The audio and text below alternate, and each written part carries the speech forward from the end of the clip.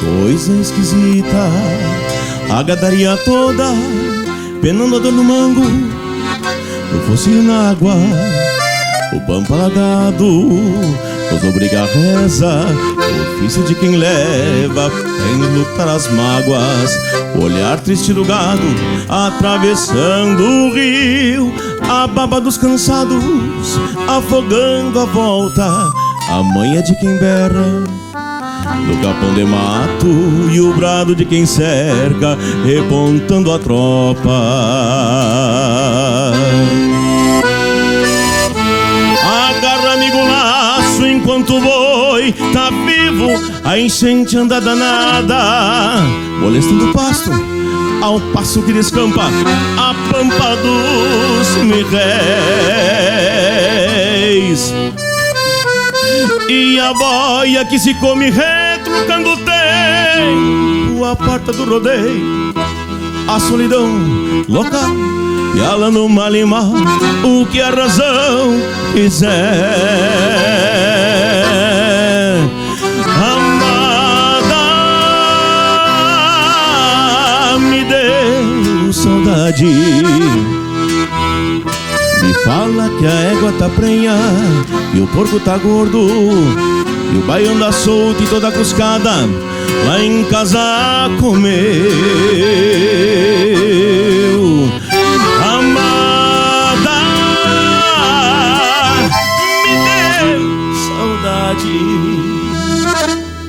me fala que a égua tá prenha e o porco tá gordo e o baião anda solto e toda cuscada lá em casa comeu.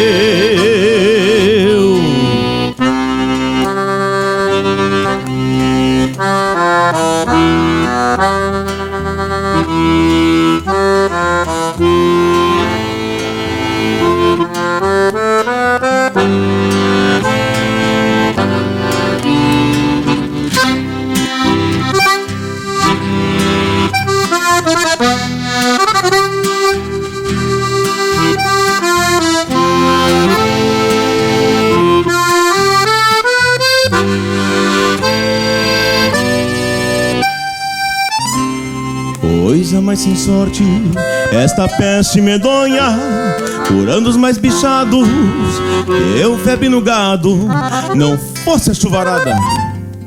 Se metendo a besta, daria 1000 cabeças com a benção do pago.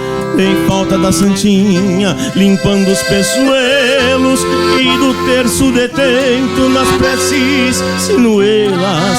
Logo em seguidinha é Semana Santa, vou certo pra barranca e só depois novela. Agarra, amigo, laço enquanto o boi tá vivo, a enchente anda danada, molestando o pasto ao passo que descampa a pampa dos mirréis.